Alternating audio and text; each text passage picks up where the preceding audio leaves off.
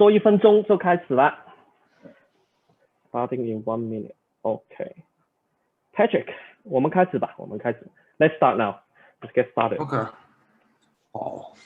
Welcome to investment banking panel hosted by Bright Future Consulting, featuring our guest tonight, Donald Grava. My name is Patrick, and I'm here with Tony Wu, the founder of Bright Future.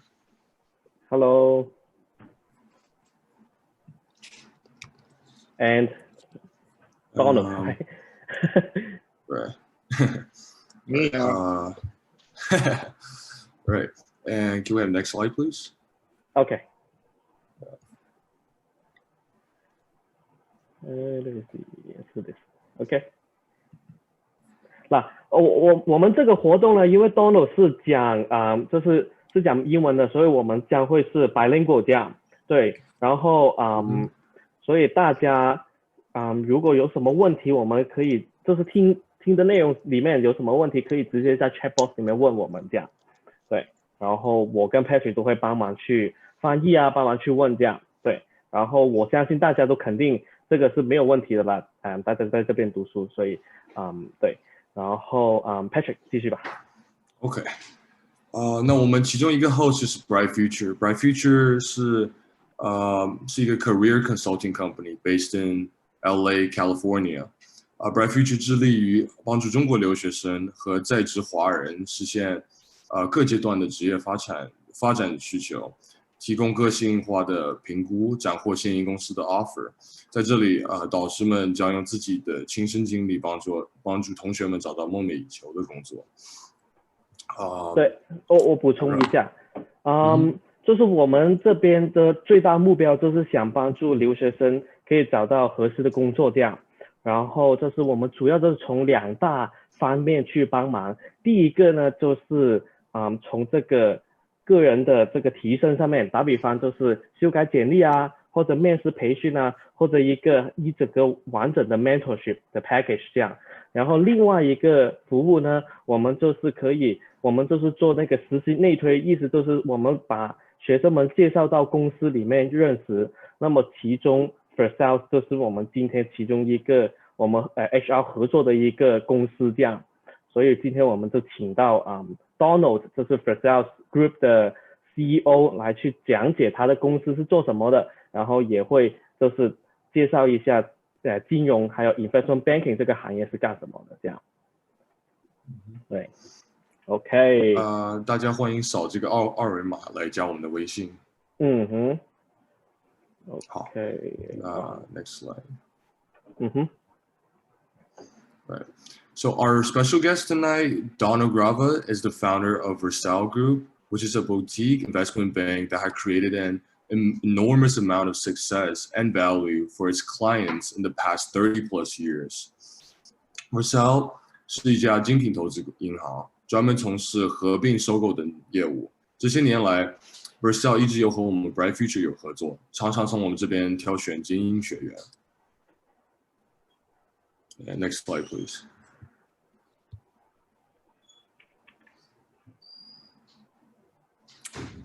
So tonight we will mainly be covering 4 subjects.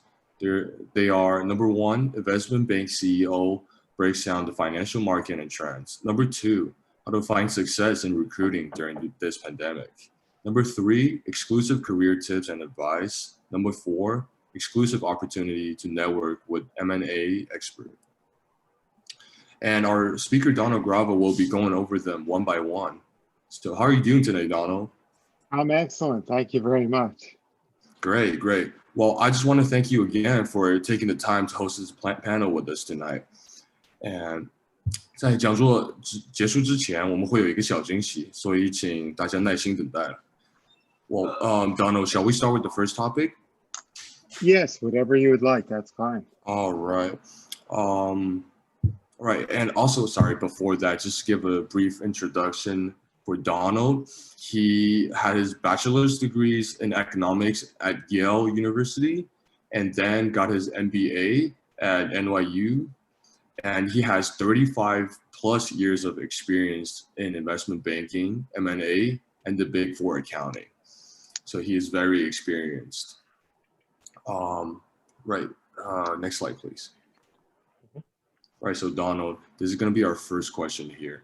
How would you describe the investment banking and M&A? How's the actual industry different from what we learned in the textbooks?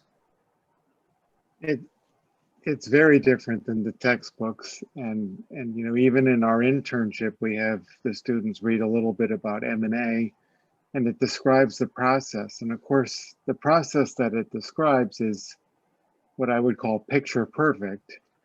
Reality is always messier than the theory. So we're also dealing with some entrepreneurs that have very big egos, and these men and women are used to doing what they want to do when they want to do it. Some are good at listening, some are not. So it's very different than I think a lot of people think. The other thing that I found is that a lot of students think that M&A is all about valuations. M&A is really about marketing a company, how to best position it, and how to find buyers around the world. And when I founded Versailles Group 33 years ago, I mean, I was only 32 years old, but we started to figure out ways that we could contact companies in other parts of the world to get better results. So we recently sold a company that was in New Jersey to a company in Japan. And we sold another company here in Massachusetts to a company in South Africa. And even my M&A friends say to me, South Africa, who would even bother to contact companies there? And I said, well, that's what we do. So, and over the years, we've developed a culturally sensitive approach to finding and dealing with those people. But I think the M&A that we do in reality is very different than what's described in books. Right. Well, that's fantastic. Yeah. It's literally just global business, I guess. Yeah, like they said, how do you even reach the companies in South Africa? You know, like that's really impressive. Sometimes and also, with great difficulty. yeah, definitely. I can imagine. And I was just wondering, like you said, it's a definitely a tough industry to break into. How was it for you when you first decided and decided that you were going to get into investment banking? Kind of what led to that decision, and how was it for you? It is a very tough industry to break into, and it was difficult for me. You know, the traditional route for most students is to join an investment bank right out of college, work there for 2 or 3 years, then go back and get an MBA, and then come back to either that firm or another firm. In my case, you know, I had started with PwC, one of the big 4 accounting firms, and I did not enjoy auditing. I knew that I liked financial analysis, so I worked for 2 different Fortune 200 companies. Luckily, the second one was acquired by a larger company, and I had some involvement in the deal. So I had a little bit of experience. And then I had to do what everybody else did, is to find an opening someplace to see if I could try my hand at M&A. And, you know, there's a lot of hard work, as always, but there's always an element of luck. So I landed a position with a medium-sized firm by the name of Warburg Paribas Becker, and it was owned by Warburg, the British merchant bank, Paribas, the big French bank. And so from an early start, I was learning international M&A. Right. Oh, yeah. You definitely do have a very impressive resume. Oh, thank you. Thank you very much. Right. All right. Shall we move on to the next question? Okay. Sure. Right. So, Donald, how do you think COVID affects the current job market, and how will one find success recruiting during this pandemic? COVID-19 has made this much more difficult. I mean, basically the market is smaller. So I think that there are still jobs to be found, but it makes it harder. And I think that the students have to work a lot harder to land those positions. And, you know, a lot of students say to me, well, what is the trick? So one is, you know, everyone in business uses LinkedIn. So the minute we get a resume, we're going to look at LinkedIn. And a lot of students I notice have their first name and then just the first initial of their last name. For Americans, that's a turnoff. We want to know that let's say Alan Wong is Alan Wong, not Alan W. Another thing is, if there's no photo, it's not of interest. It's not because we're looking for the most beautiful people, but it just makes it more real. And I talked to, in fact, a Yale student this week, and I looked at his LinkedIn profile, and where the About section, he had Lakers greater than Packers. And I said to him, what does that mean? And he said, well, that's a sports thing, you know, it tells you which team I like better. So I said, okay, that's great. But you realize that when people are looking for candidates, they're looking for keywords. So you have no keywords in that whole box. And that box can have, I don't know, 500 or 600 words. You have nothing there. And he said, but I have all this great experience. I took a corporate finance course and this. I said, put it all down, please. So what I tell students is that LinkedIn profile is your brand.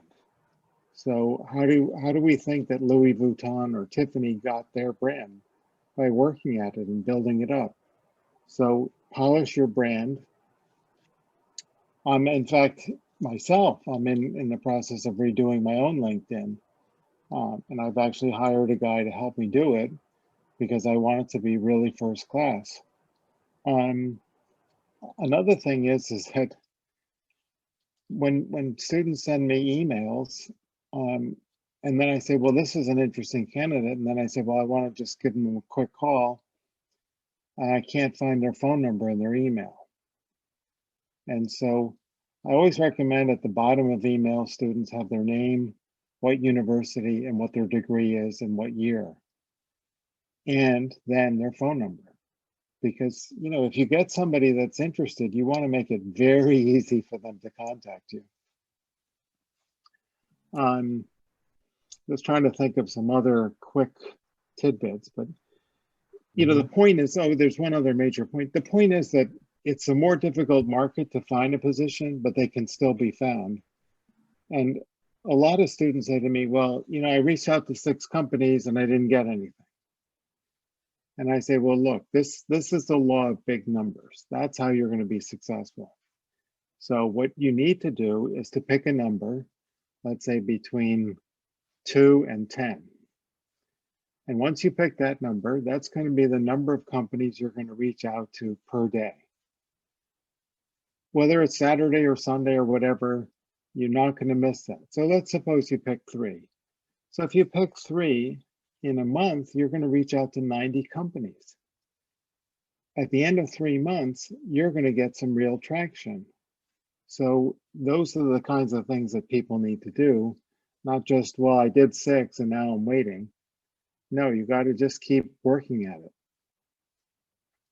And the other thing is that LinkedIn is a great tool. So some of the interns that I've seen that become successful at this job hunting, they're basically contacting alumni from their schools and saying, you know, hey, you know, I'd like to just chat with you for a few minutes, or do you have any job ideas or job hunting ideas even, and work it. But again, it's like an everyday thing, not well, I devoted Saturday morning to job search and I didn't find anything. That's never going to work. Mm-hmm. Right. I really found that the LinkedIn tip really useful because I feel like it's like underestimated by a lot of people. Yeah, and I've seen plenty of those no profile picture, no bio sort of profiles, and I didn't know how much of a I guess like turnoff it will be for some of the companies. But that's really interesting to hear about from, you know, your side. Well, I also heard a speaker that said that And the fellow's a college professor. He said, I like to see juniors in university to have 250 contacts by the end of their junior year. And for seniors, I like to have them have 500. So, you know, if sometimes when I look at student profiles and I see 15 contacts, then I know they're not using LinkedIn or they're not friendly people. But in either case, it's not impressive. I see, definitely. Yeah, the connection number, I think it's definitely a big part of it. And also how you said, like, how you brought up the kind of like the hunger for, you know, applying for jobs, the consistency. I really think that was a good point too.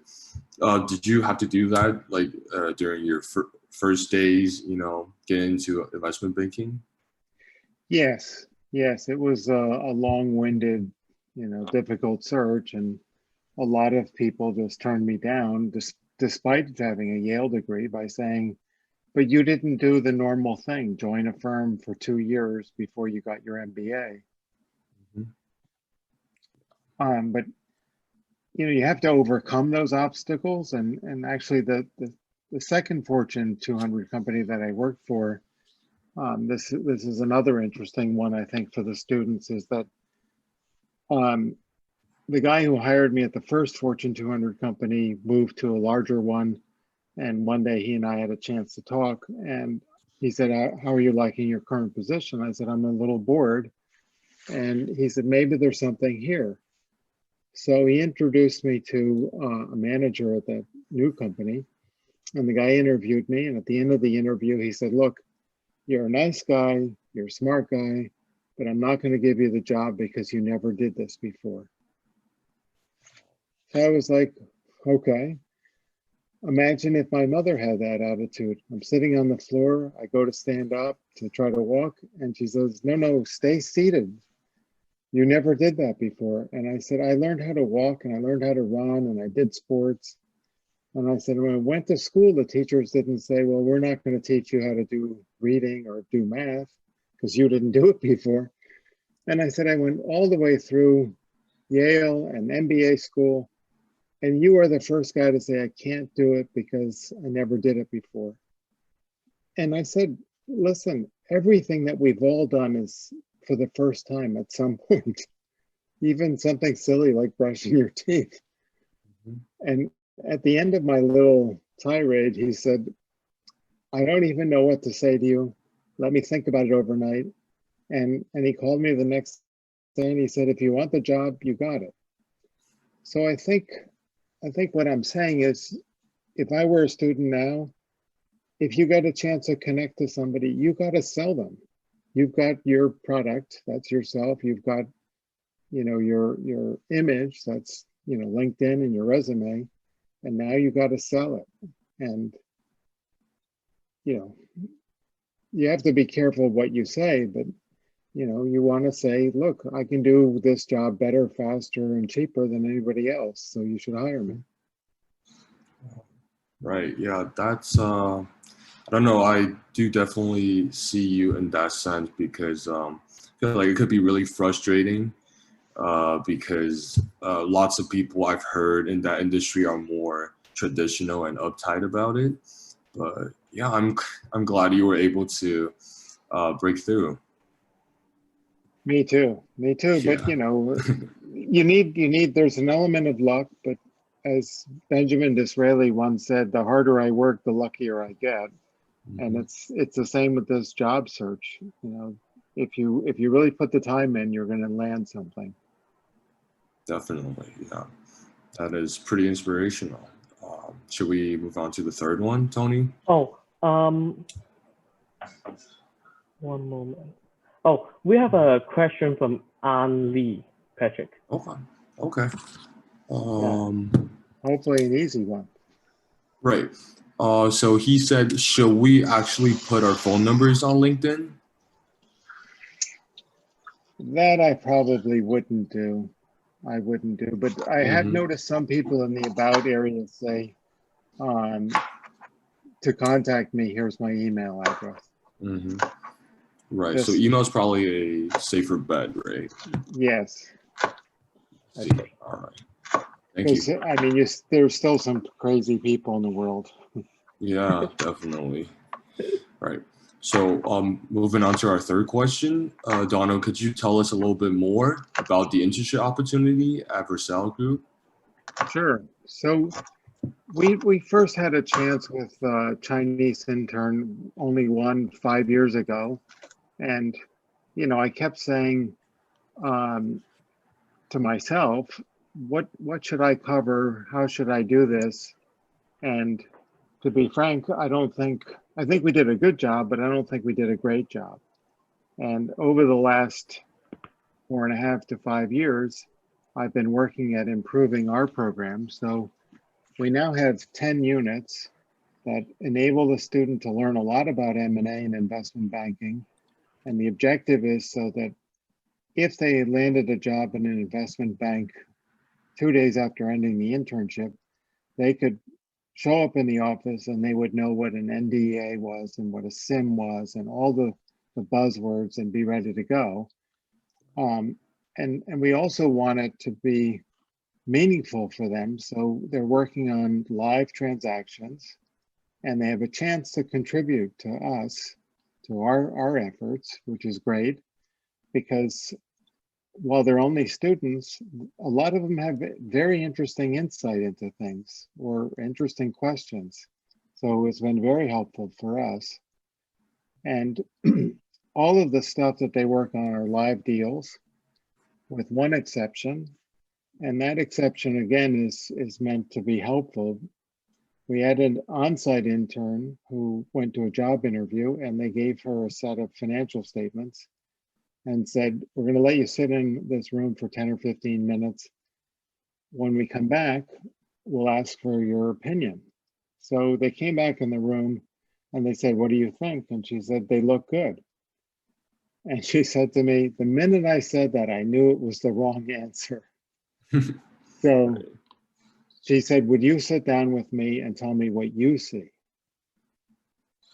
So I did. I started looking at it and I started to see a lot of things. And she said, oh my God, I never saw any of that.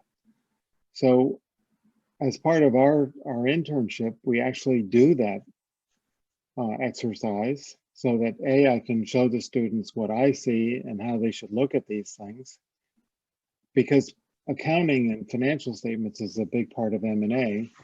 And the other side of it is that whoever created that little case, that company played a few little tricks, are things that I've seen in M&A, in particular, a company that we were selling in Brazil a few years ago. So it ties very well into what we're doing. And I think it's useful to the students. Right, I see, yeah. You guys seem to have a really unique internship program. Yes, and one other thing I wanted to say about it is that I have two daughters, 21 and 25, so I kind of have some unique insight into people in, college age students. So, right. Using some of that experience, that's helped me design it. But we've also designed it to be flexible because I know students get interrupted by other things. Sometimes they travel with their parents or this or that.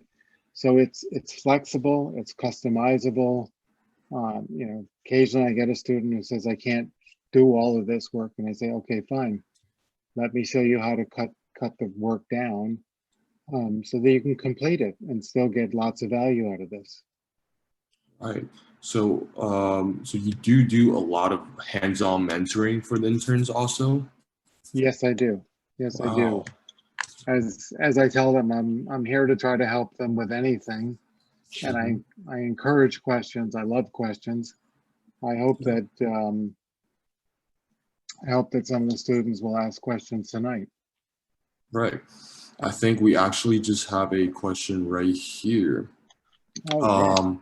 So from Danny, and the question is, can you tell me what is the difference between wealth management and investment banking? Because he's got a job offer at Morgan Stanley recently. Nice. Congratulations on that. So wealth management, those are the guys that are going to help very wealthy people, high net worth people, manage their money. Investment banking is more either corporate finance, so M&A, private placements, all those sort of activities. So it's completely different. Mm-hmm. Do they have anything in common? Maybe one common element is that typically those high net worth individuals own companies. They're entrepreneurs that have built up a company. Can we ask him which did he get a job from the wealth management side of Morgan Stanley? Yeah, it says that he got a job offer for the wealth management side, definitely. And he is a entry level team member, that's all. Oh, great. So one of the guys in Boston who works for Morgan Stanley in wealth management, he's one of the top 5 producers in Morgan Stanley worldwide. Wow. I was on his advisory board for 10 years. It's a very interesting business, helping wealthy people manage their money. And occasionally, this particular group that I was affiliated with, they sometimes have to tell these guys, you're spending too much money. Right. Sort of like children, but later they don't want the person to say, well, why can't I retire now? And they don't want them to, they don't want to have to say, well, 10 years ago, you should have controlled your spending. Exactly. Right.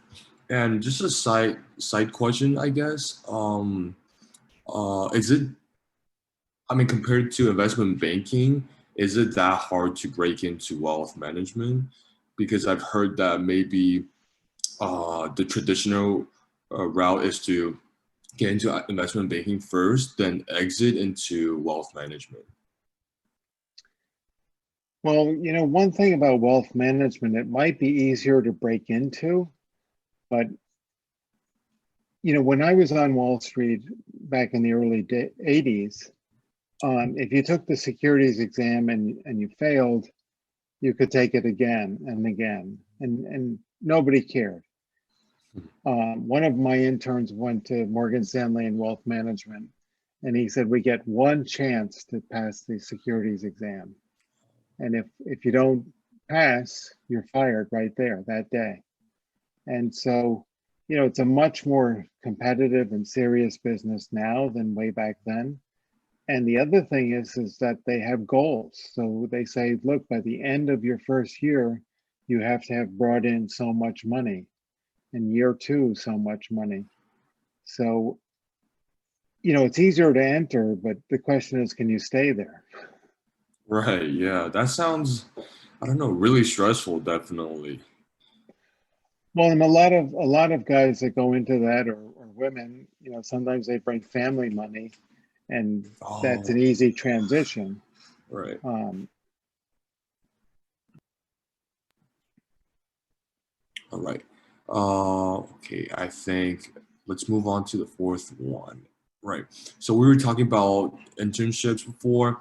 So we know that you guys have been accepting virtual interns. So for now, what should the interns do to perform well or like on par with before COVID? I don't think that has changed, but the one thing that students aren't tuned into is that business people like responsiveness. So, and this might come back to a job searching tip. If you get an email from an employer, it shouldn't be more than, let's say, 2 hours before you respond. And if they say, well, you'd like you to come to the office next week, are you available on Tuesday?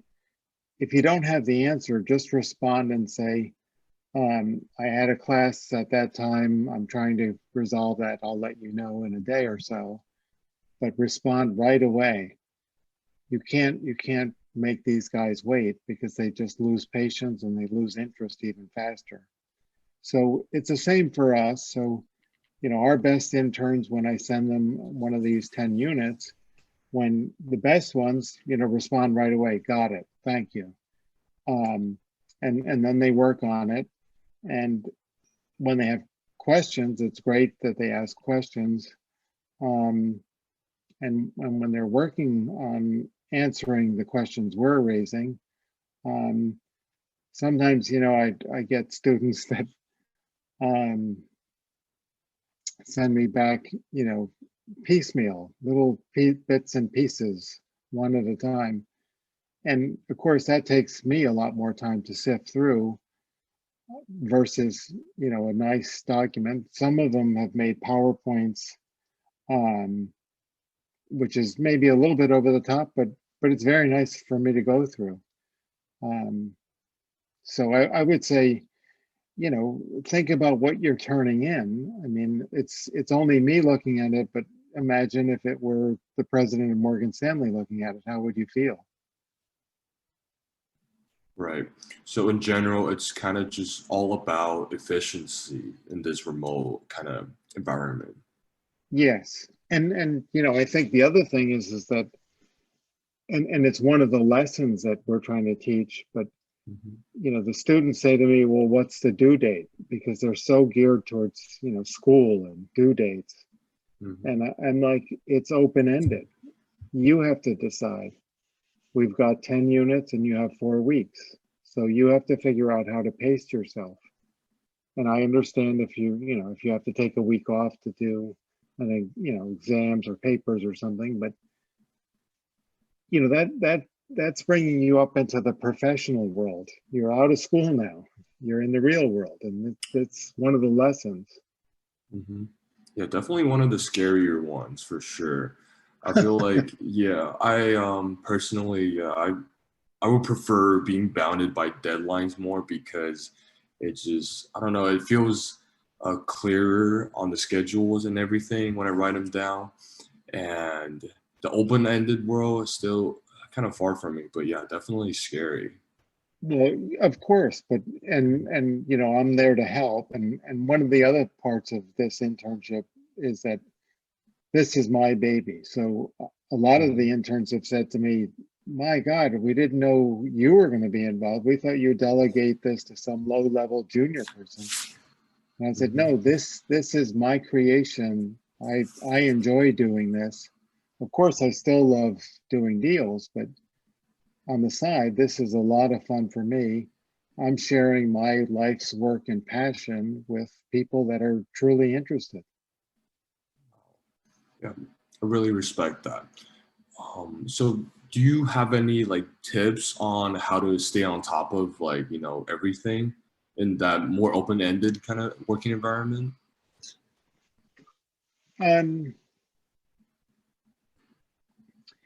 Basically, if you take 10 and divide by 4, it tells you you've got to do more than 2 units per week.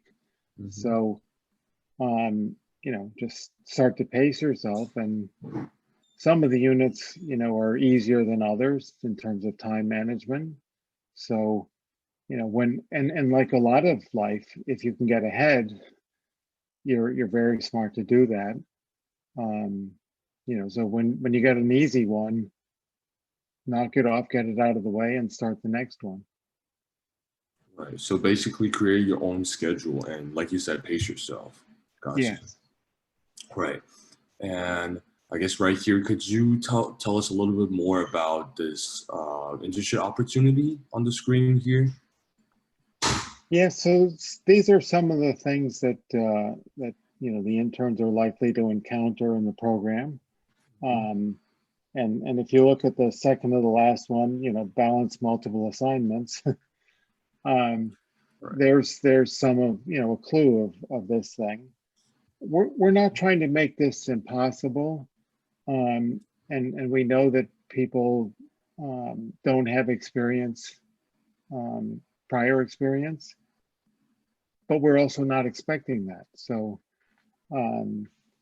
I try to help people manage their time and understand, the priorities and coach them through it. And in every document we have, I say, you know, just ask me whatever questions you want.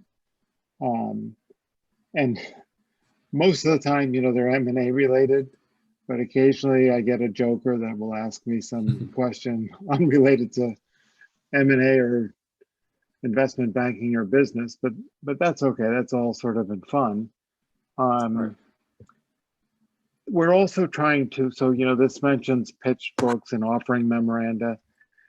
We're trying to give these students in the allotted time a lot of exposure. So they're going to see a lot of offering memoranda on many different companies, so that, again, if they we're going, yes, there's the 10 units.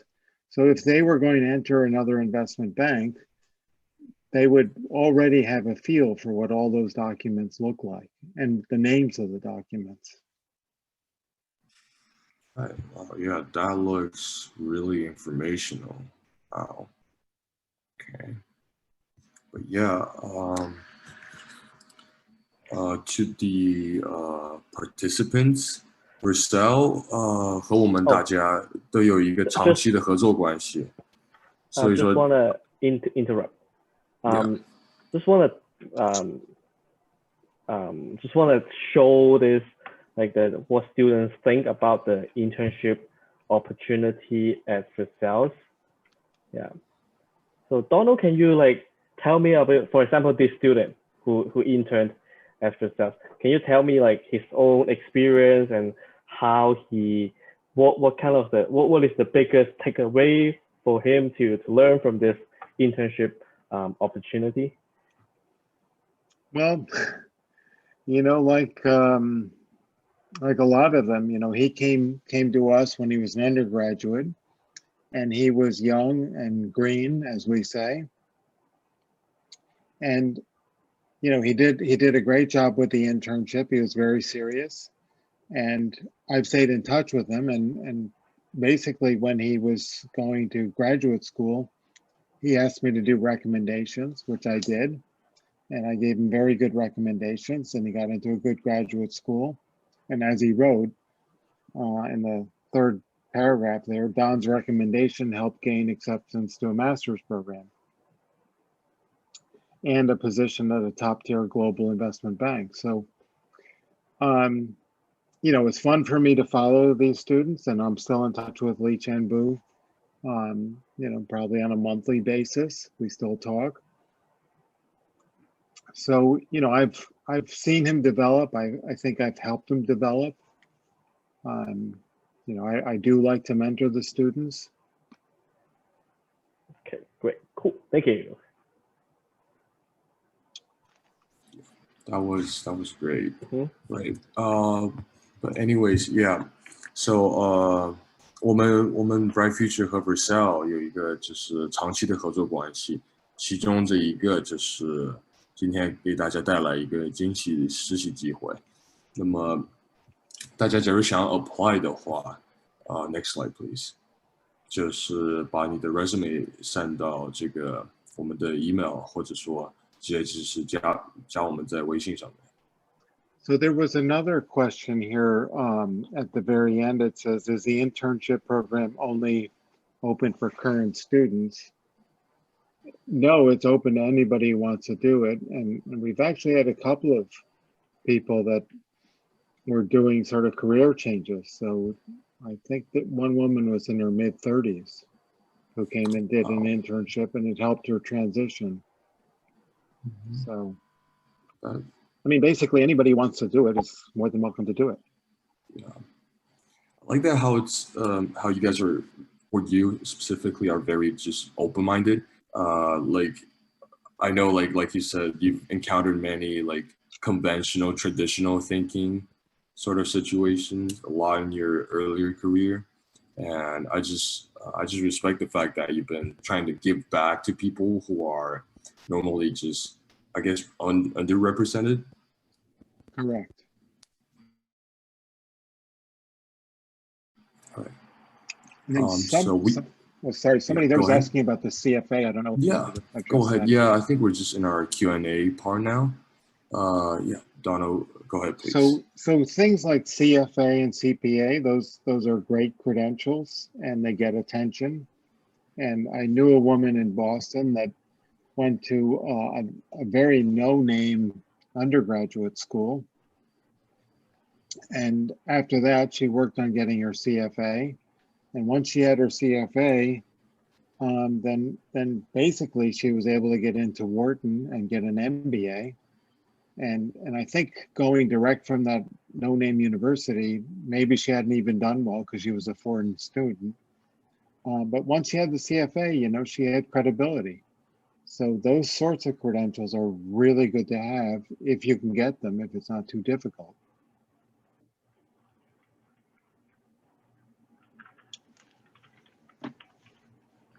And, you know, these are also credentials that last a lifetime. So one of my regrets is that I had enough work experience at PwC. I could have gotten CPA, but I was, you know, focused on doing my MBA and moving into financial analysis, and I didn't think the CPA was that valuable. And it probably wouldn't be, but it would still be a really great credential to have.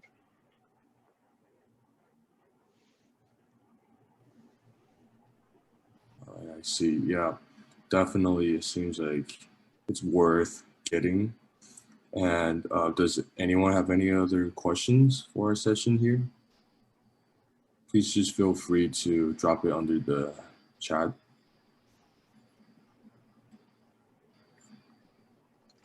It can be any question. I might not have the answer, but I'll take any question.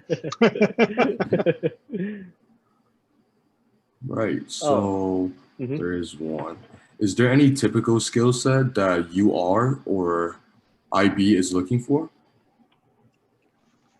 So I would say that I get a lot of students from Bentley University, which is just outside of Boston, coming to me and saying, you know, I just took some financial derivatives course and now I'm ready for M&A, and don't you think that's great? And I say, well, you know, we don't use derivatives in M&A, so maybe it's not that great. It's good to see you got a good score in that, but what's more important is basic accounting. A lot of M&A comes down to basic accounting. So I recommend to students, if you haven't taken an accounting course, take one. If you're out of time, get a book. You know, it's not a hard topic, but you know, you should learn the difference between an income statement and a balance sheet. So I would say that's one skill set. The other is, you know, to demonstrate to people that you can juggle many balls at once, that you're tenacious, and you know, ready to work. Right. And so I guess next one is, what are some interview questions that you personally ask? Well, you know, it depends on the level of the person. So, you know, obviously more senior people, I'm going to ask them what deals they've worked on and things like that. For more junior people, it's more about what subjects did they take. I mean, I had a woman that I had worked for when I was at Yale who said, could you hire my son? And I said, sure, let me interview him. And we started talking, and I said, what do you like and what do you dislike? And he said, well, I really hate selling. And I said, well, okay, I don't think you really want to get into M&A, because that's what we do, is we just sell companies.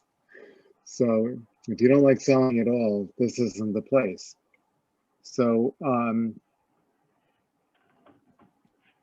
I think,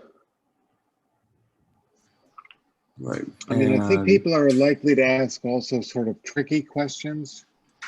So like an example might be, how many gas stations are there in the US? Right. And you know, you want to respond by saying, who knows and who cares? But what they're really looking for is the thought process. So if you say, okay, well, look, let me think about this. There's 50 states, and there has to be at least 100 gas stations in each state. and then say, wait a minute, probably some states have a lot more than 100 stations, like California, right? It's got to have 2,000 stations alone, maybe even more. And just show them that you are capable of going through that thought process. They're going to be impressed. Of course, nobody knows off the top of their head how many gas stations there are in the US.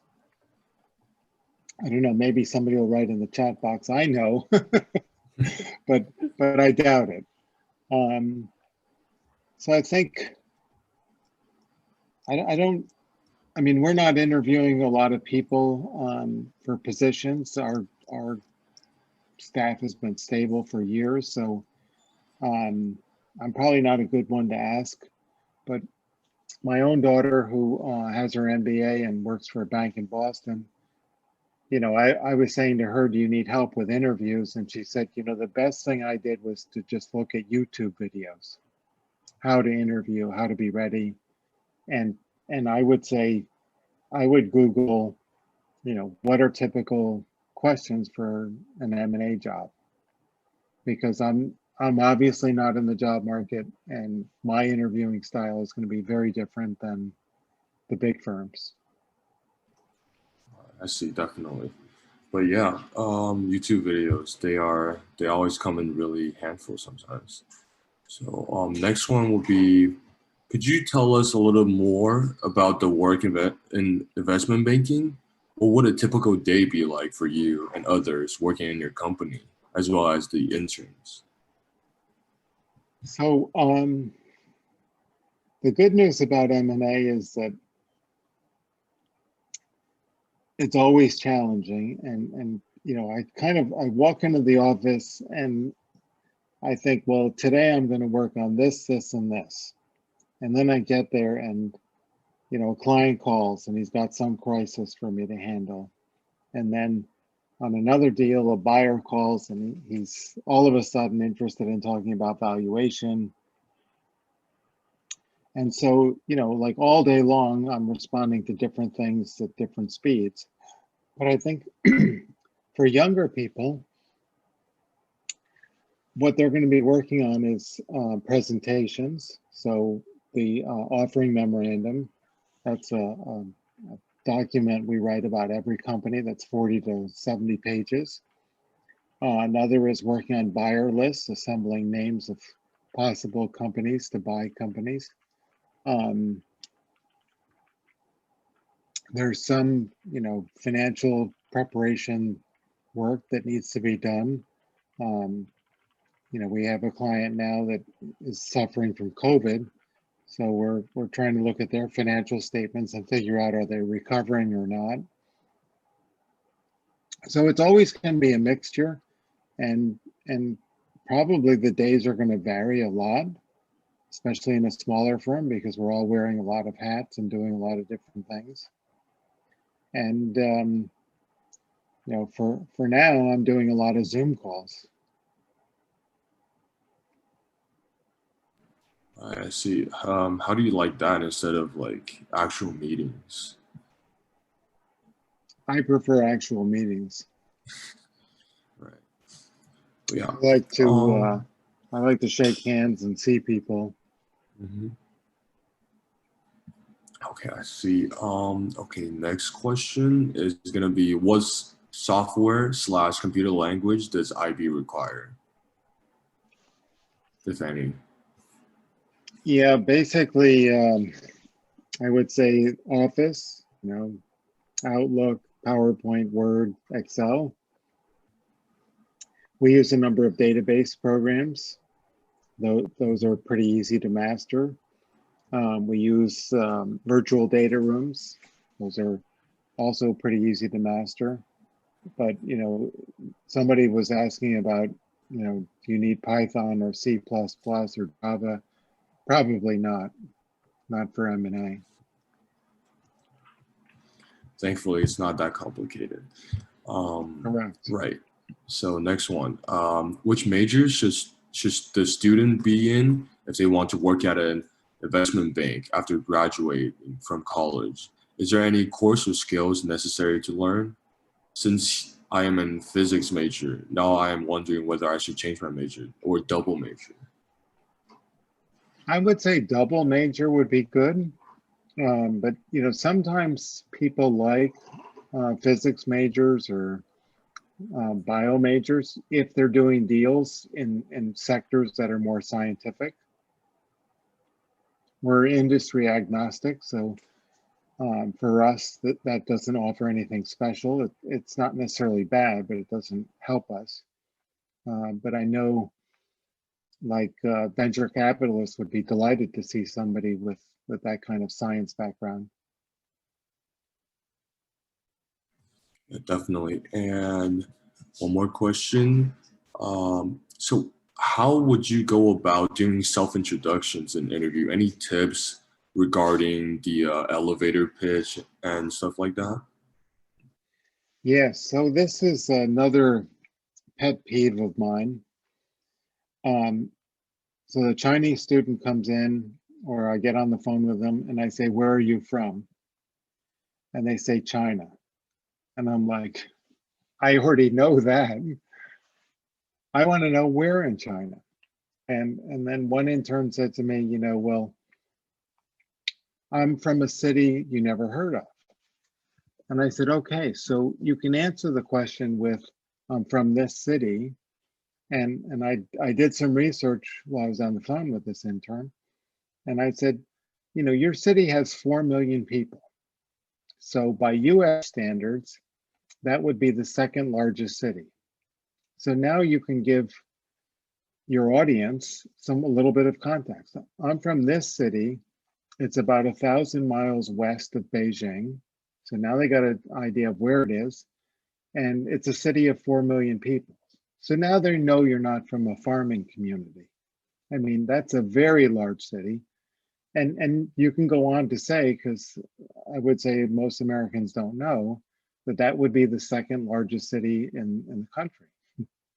So now they have some context. It never hurts, and again, I'm like the sales guy. It never hurts to throw in something like, I spoke with a Chinese student this morning, and she said, "I'm from where the pandas are." Okay, now that brings a smile, and everybody, you know, gets it. So, you know, those are good things to say, as opposed to, "I'm from China." And it's a little bit like the emails that I get where the student writes, "My name is Donald Grava." Well, your name in the first sentence doesn't really matter. In the first sentence, I want to know, why are you contacting me? I'm a busy guy. You know, I don't want to have to read 5 lines to figure out that they're looking for a job or an internship or a donation or whatever. Yeah, gotta get straight to the point. And, right, I see we have another one here saying, you've mentioned that accounting is important in working in IB. What other hard skills are important in IB, and what other soft skills should we acquire? So I think, you know, the hard skills are being able to use software, and, you know, being able to manipulate documents. We're always trying to create fancy documents and good-looking documents. And it was one of the things that I learned in my second job out of college, was making presentations to the board of directors. So sometimes we do make presentations to boards, and so we want to have really sharp looking documents. So I would say anyone that can really manipulate images and photos and those things go to the top of the line. I think an understanding of markets is good. So, you know, some economics is a good hard skill. Soft skills, you know, now we're getting into this other area. So we had an intern who had gotten a master's from MIT, and she said that when she arrived at MIT, they basically had a program where they taught the students about American culture and, you know, what to do and what not to do at the dinner table and the lunch table and those things. So those are things that, you know, it's a little bit of an art, but there are things that I might say I learned at Yale. I went to a public high school. My parents were teachers, and I arrived with at Yale with a lot of students whose parents were, you know, rich and famous and well-to-do, and many of them, their fathers and grandfathers had gone to Yale. And I watched them, how they used the silverware and things. And after I graduated, this is a funny story. After I graduated, I went to lunch with one of my best friends in New York, and we both ordered raspberries for dessert. And the waiter brought us both a fork and a spoon. Now, his father had gone to Yale, and his mother grew up on Park Avenue, New York. So I was like, well, do I use the fork or the spoon? So I'm waiting to see what he uses. And after about 5 or 7 minutes, he said to me, Don, will you please start? And I said, no, I'm waiting for you. And he said, well, I'm waiting for you because I don't know which one I'm supposed to use. And I said, well, I don't know either. But I said, I thought you would know. Your father went to Yale. My father went to Syracuse. So in any case, you know, I think learning some of the things about how we Americans think and work and eat and whatever. And you know, frankly, even in my early career, I had some coaching, and the people told me, you know, when a client or a company that you're interviewing at, when they take you out to lunch, you might like, you know, some fancy dish, that might be your favorite dish, but if it's messy to eat, that's not the dish to get at that meeting. And watch what your host is ordering. If he orders a sandwich, you don't want to get the 3-part turkey dinner. So, you know, those are the little things that you can do and learn kind of as you go along. And I would say, you know, like another one of those sort of skills is, so I was taught, you know, when you go in to meet somebody, get rid of your briefcase or what you're carrying, get rid of your coat. And a lot of people put those things because they're nervous in front of them, which is a normal human reaction to protect your body. You don't want to do that because you do look scared. And you don't want to look scared. You want to look confident. And you should smile because that shows that you're confident. And last but not least, fake it till you make it. You know, you're not an investment banker, but dress like one and fake it. Act like one. Thank you. That was, I don't know, that was really insightful, and just these small tips, I feel like they can go a long way when it comes to like everyday interactions and stuff. Yeah, well, I think image is a big part of it, and it's the same for us. So we sold a company in Florida, and we did all of our meetings at the Ritz-Carlton in Sarasota, and I stayed there for weeks on end. And in the end, you know, the client got $50 million, and the client also said to me, geez, you know, you really spent a fortune, and we spent a fortune because they also spent some time there, and we ate our meals there. But when buyers came to see us, they knew that this was a valuable company we were selling because we weren't meeting at some cheap diner. We were meeting at the Ritz-Carlton. They already had the image. So, you know, you want to walk in with the image that, you know, you're valuable, you have something to offer, and do it. And another thing that I've seen, sometimes the interns come an hour and a half early to the interview. That's not a good idea. Nobody likes you sitting around their reception area for that long. It is a good idea to go early and figure out where the building is and make sure you're not going to be late, and then get there, you know, maybe 10 minutes early. Another guy that I heard speak about being ready for interviews, he said when he goes for interviews, he puts a fresh shirt in his briefcase.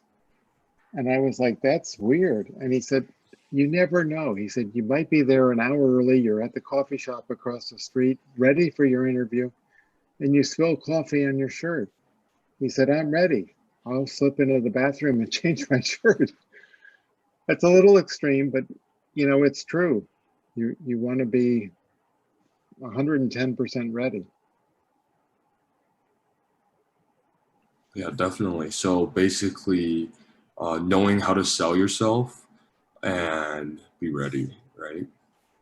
Exactly. And you know, another thing, I mean, another friend said, you know, my son is looking for a summer internship. And I said, you know, I'll give him priority. He should come for an interview. So he came to the office. He had not shaven, so he didn't look good. And we sat down and he said to me, I have a question. So I said, great, I love questions. He said, what kind of venture capital do you do? So I was like, we don't do venture capital. We're an M&A firm. So I tell students, you know, make sure you know what company you're talking to. Look at their website. Maybe look at current announcements about the company. And read whoever you're going to meet, read their LinkedIn profiles. And memorize a few key facts so that you can say, oh, I noticed you went to Duke University. How did you pick that? Is that near where you grew up, or something of interest? And a trick that we learned at PwC that the partners told us about is when you walk into somebody's office, take a look around at the pictures. And when you see pictures of sailboats, then you say to the person, oh, are you a sailor? Or do you like horses? Or whatever the photos are. Because it shows that you're perceptive and you're interested. Definitely. Yeah, thank you for those tips. I feel like, yeah, small things like that are actually like just can, I don't know, get you a job versus, you know, not getting you one. Definitely. Well, Yeah, I mean, I think, what's that? Sorry, go ahead. You have to find every possible angle just to give yourself a boost. Mm-hmm. I don't think that any one thing is going to get you the job. One thing that'll not get you the job is to kick the person interviewing you. But other than that, nothing's going to like get you tossed out. Nothing's going to definitely bring you in. But if you do a lot of things right, you're going to build up enough points that you're going to get in. Right. Yeah. I just think those small things actually do give you an edge over like other contestants, I guess. Yeah. And anyways, exactly. Yeah, definitely. When it comes to investment banking, especially, I think, because it's so competitive. All right. And yeah, sorry, go ahead. It is competitive. Mm-hmm. But yeah, I don't think we actually have any other questions, Donald. Well, I guess we're gonna be wrapping up here. Thank you again, Donald, for taking your time out to do this with us tonight. And honestly, all those tips and tricks and all the information, me myself found them really useful. Honestly, I've taken some notes and definitely gonna like go update my LinkedIn profile right away. And yeah, and I guess and go over my list, I guess, once again before every interview. But yeah, I feel like I've benefited a lot from this, and I'm pretty sure our participants did too. Thank you. You're very welcome. And thank you and Tony for organizing this. I really appreciate it. Of course. Thank you, Donald. Yeah. All right. And I think we're just gonna end it here now. All right. Have a good night, guys. Good night. Thank you very much. Thank you so much. All right. Thank you so much, Donald. Mm-hmm. Okay, you're welcome. Bye bye. 谢谢大家。Okay. Bye bye. Bye bye.